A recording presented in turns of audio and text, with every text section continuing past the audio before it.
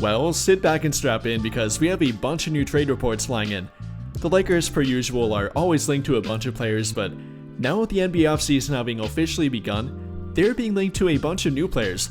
One of them being current Boston Celtic Kristaps Porzingis, him definitely being on the trade block and potentially a trade target for their team, and then officially being linked to Andrew Wiggins, a guy we've talked about and speculated that they might have interest and might be a good fit for their team, but he has now been officially linked to their team. So we'll talk about them, what a trade would look like for those two, either or both of them, if they would be a good fit and if they would be worth trading for. Then I'll do a follow-up video about two other trade targets they have been linked to, one of which being Nick Claxton, not the first time they have been linked to him, but have been linked to him once again, and then about John Collins, a trade report kind of saying that they might not be interested in him. So going back to Wiggins and Porzingis here though, they have been linked to them per Brett Siegel of Clutch Points, him saying that the Miami Heat have made Andrew Wiggins available in trade talks, and that they have been dangling the number 20 overall pick in hopes of finding help for Tyler Hero and Bam Adebayo, not listing Andrew Wiggins as part of their core and therefore more on the trade block rather than a future part of their team. And then take this with a grain of salt, coming from Anthony Irwin, saying that the Lakers have officially checked in with Miami about Andrew Wiggins and what the return would look like for him. Then about Porzingis, they've been linked to him as well like I mentioned. Per Brett Siegel of Clutch Points again, the LA Lakers and Golden State Warriors are among the teams to contact the Celtics regarding a Porzingis trade. And you know, after them trading away Jrue Holiday, one of my favorite role players in the entire NBA by the way, who is now a Portland Trailblazer, maybe we'll talk about him if he's on the move eventually, but for Porzingis, they're definitely trying to trade him as well, trying to kind of reshape their team and definitely lower their payroll here. They're deep in the luxury tax and well over the second apron, and that's kind of become salary cap hell at this point. So trading away Jrue Holiday was step one for them, but not the final step for them. Also trying to trade away Porzingis and maybe Derek White following them too.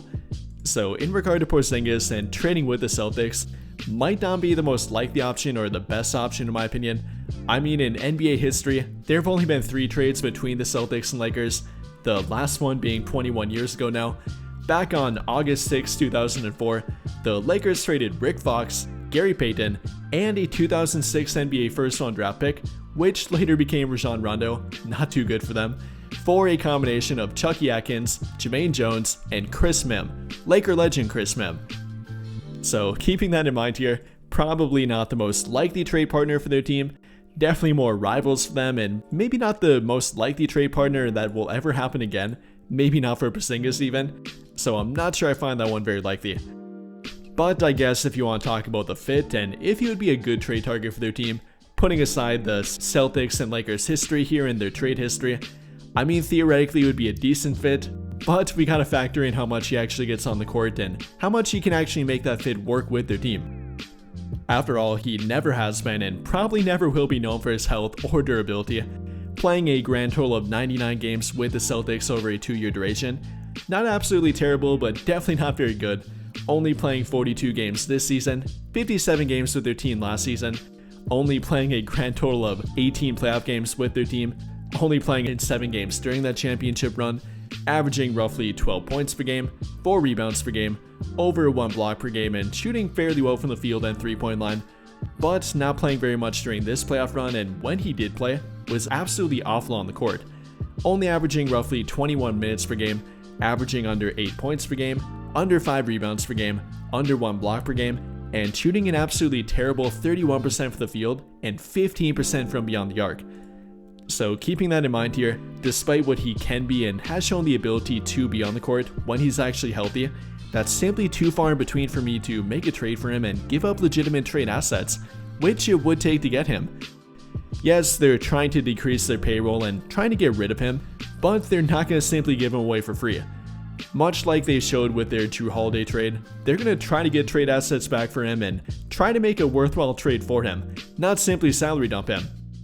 So keeping that in mind here, I think a trade that they would probably ask for would be a combination of Rui Hachimura, either Gabe Vincent or Maxi Kleber to make the money work, then probably a future first-round draft pick swap from the LA Lakers, then maybe getting back a second-round draft pick with Porzingis, but that would be the absolute most here.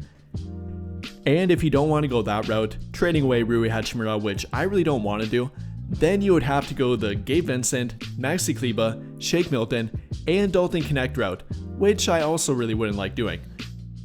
No matter what way you look at it, you have to give up an asset that's worthwhile and valuable to the Lakers to get Porzingis through a trade simply to make the money work.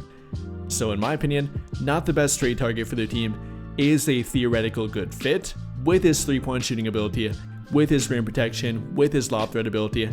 but the risk is simply not worth it in my opinion. He's too unhealthy, is not durable, is only under a 1-year expiring contract, and to make the money work for that contract, it would take way too much to get him in my opinion. So not a fan of trading for Porzingis despite the theoretical good fit. And with that in mind here, now moving on to a trade for Andrew Wiggins and what it would take to get him. Like I said, has been linked to their team or simply to the trade market by Brett Siegel, to the Lakers specifically, if you want to believe the Anthony Irwin report, but in regard to simply making a trade work for him, which I definitely would be interested in. I like Andrew Wiggins. I think he's a theoretical great fit for their team and a great fit for their starting lineup. I mean, putting that big 3-and-D wing player in their lineup that's both a really good three-point shooter, is a good fourth or even third scoring option, and can be a primary defender, and he has shown the ability to do it, only being 30 years old yet, which although some like to make it sound like he's old and way past his prime, he's currently in his NBA prime. So with that in mind here, what it would take to make a trade for him would either be one of two trade packages, one of which being probably the more likely one and probably the one that would make more sense, trading Rui Hachimura, then with Gabe Vincent and a 2030 first round pick swap.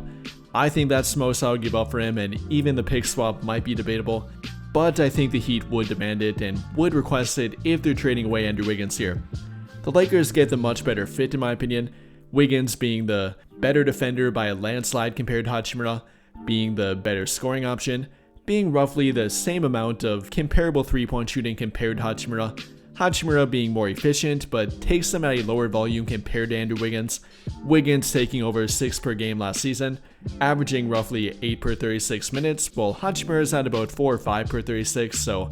definitely not comparable to Andrew Wiggins in three-point shooting volume, or defensively again, definitely not comparable there either.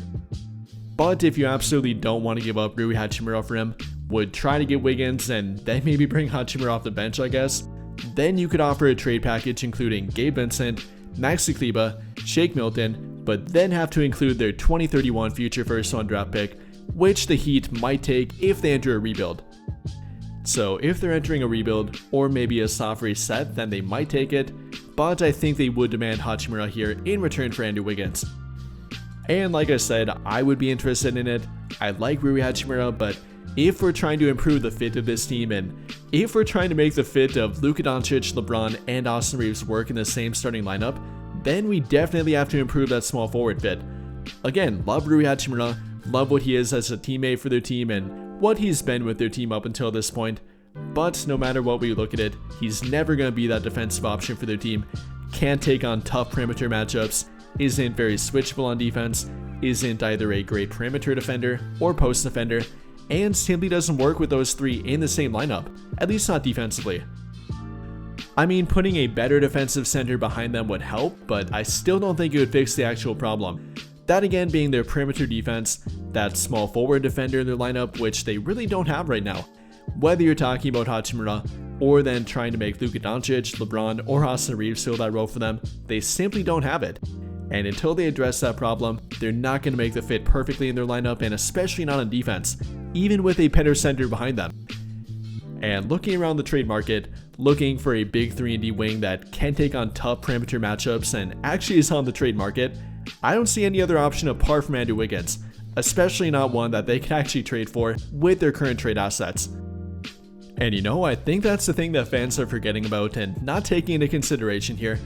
They're trying to find the perfect trade target without any flaws and perfectly fitting their timeline, but not willing to give up much to get them. And simply put, not only is that player not on the trade market, but you're not going to get them with the Lakers' trade assets. In my opinion, Wiggins is the best thing to it. He kind of fits their timeline, at least is in his NBA prime and only is 30, is at least fairly tradable for with their trade assets. Yes, he is slightly overpaid in my opinion, but that actually brings his trade value down and helps them be able to trade for him without giving up their entire team or the entirety of their trade assets. So again, isn't the perfect player by any means, isn't the perfect trade target, I guess, but is still a pretty damn good fit and is a pretty damn good trade target for their team in my opinion, and most importantly, could actually be had with their current trade assets. And well, with all of that being said, what do you guys think? How do you feel about the reports about Kristaps Porzingis and Andrew Wiggins? Do you think the Lakers should make a trade for them, should investigate a trade for them, or should completely ignore either one of them or both of them through a trade? Let me know your thoughts and what it would take to get them and what you would be willing to give up for them in the comments down below. But I think that'll pretty much do it for this one. And if you enjoyed the video, then I would greatly appreciate it if you dropped a like, subscribe to the channel if you have not already, and hit that notification bell to never miss out when I upload a video. But as always, thank you for watching and have a great day or night.